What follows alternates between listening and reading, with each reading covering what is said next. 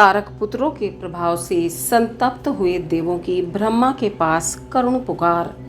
ब्रह्मा का उन्हें शिव के पास भेजना, शिव की आज्ञा से देवों का विष्णु की शरण में जाना और विष्णु का उन दैत्यों को मोहित करके उन्हें आचार भ्रष्ट करना।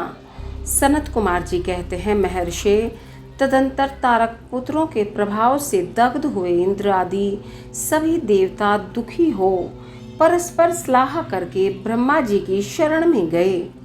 वहां संपूर्ण देवताओं ने दीन होकर प्रेम पूर्वक पितामह को प्रणाम किया और अवसर देखकर उनसे अपना दुखड़ा सुनाते हुए कहा। देवता बोले, धातः त्रिपुरों के स्वामी तारक पुत्रों ने तथा मयासुर ने समस्त स्वर्गवासियों को संतप्त कर दिया है। ब्राह्मण, इसलिए हम लोग दुखी होकर आपकी शरण में आए हैं। आप उनके वध का कोई उपाय कीजिए जिससे हम लोग सुख से रह सकें। ब्रह्मा जी ने कहा, देवगणों, तुम्हें उन दानवों से विशेष भय नहीं करना चाहिए। मैं उनके वध का उपाय बतलाता हूँ। भगवान शिव तुम्हारा कल्याण करेंगे। मैंने ही इन दैत्यों को बढ़ाया है, अतः मेरे हाथों इनका वध होना उचित नहीं। साथ ही त्रिपुर में इनका पुण्य भी वृद्धिगत होता रहेगा। अतः इंद्र सहित सभी देवता शिव जी से प्रार्थना करें। वे सर्वाधीश यदि प्रसन्न हो जाएंगे तो वे ही तुम लोगों का कार्य पूर्ण करेंगे। सनत कुमार जी कहते हैं, व्यास जी, ब्रह्मा जी की यह वाणी सुनकर इंद्र सहित सभी देवता दुखी हो उस स्थान पर गए जहाँ वृषभ ध्वज शिव आसीन थे।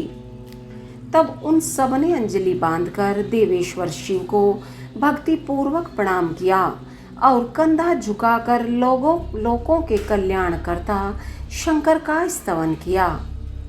मुने इस प्रकार नाना प्रकार के दिव्य स्त्रोतों द्वारा त्रिशूलधारी परमेश्वर की स्तुति करके स्वार्थ साधन में निपुण इंद्र आदि देवताओं ने दीन भाव से कंधा झुकाए हुए हाथ जोड़कर प्रस्तुत स्वार्थ को निवेदन करना आरंभ किया।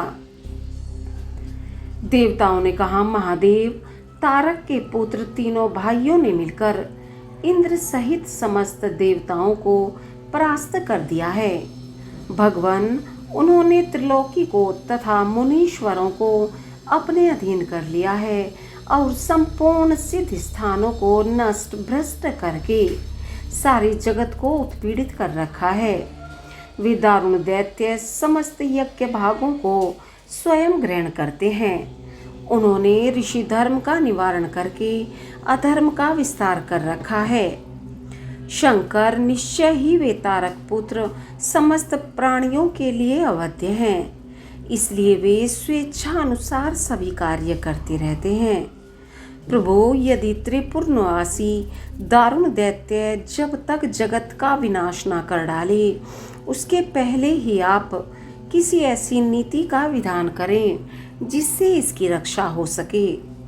सनत कुमार जी कहते हैं, मुने, यों भाषण करते हुए उन स्वर्गवासी इंद्र आदि देवों की बात सुनकर शिव जी उत्तर देते हुए बोले।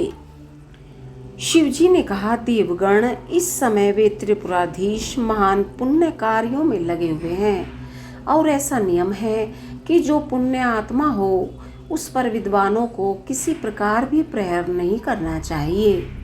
मैं देवताओं के सारे महान कष्टों को जानता हूँ, फिर भी वे दैत्य बड़े प्रबल हैं। अतः देवता और असुर मिलकर भी उनका वध नहीं कर सकते। वे तारक पुत्र सबके सब पुण्य संपन्न हैं, इसलिए उन सभी त्रिपुरवासियों का वध दुसाध्य है। यद्यपि मैं रणक कर्कश हूँ, तथापि जानबूझकर मैं मित्र द्रोह कैसे कर सकता हूँ, क्योंकि पहले किसी समय ब्रह्मा जी ने कहा था कि मित्र द्रोह से बढ़कर दूसरा कोई बड़ा पाप नहीं है। सत्पुरुषों ने ब्रह्म हत्यारे, शराबी, चोर तथा व्रतभंग करने वाले के लिए प्रायश्चित का विधान किया है, परंतु कृतघ्न के उद्धार का कोई उपाय नहीं है।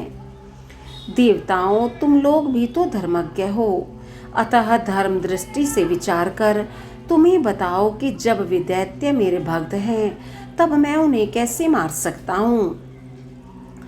इसलिए अमरोध, जब तक वे दैत्य मेरी भक्ति में तत्पर हैं तब तक उनका वध असंभव है। तथापि तुम लोग विष्णु के पास जाकर उनसे यह कारण निवेदन करो। तदंतर देवगण भगवान विष्णु के समीप गए और उनके द्वारा ऐसी व्यवस्था की गई कि जिससे वे असुर शैव सनातन धर्म से विमुख होकर सर्वथा अनाचार परायण हो गए। वैदिक धर्म का नाश होने से वहाँ स्त्रियों ने पातिव्रत धर्म छोड़ दिया, पुरुष इंद्रियों के वश हो गए। यों स्त्री पुरुष सभी दुराचारी हो गए। देवाराधन, श्राद्ध, यज्ञ, व्रत, तीर्थ, शिव, विष्णु, सूर्य, गणेश आदि का पूजन, स्नान, दान आदि सभी शुभाचरण नष्ट हो गए।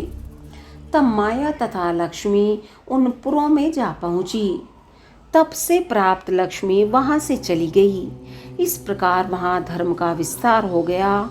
मुने तब शिवेच्छा से भाइयों सहित उस दैत्यराज की तथा मैं की भी शक्ति कुंठित हो गई।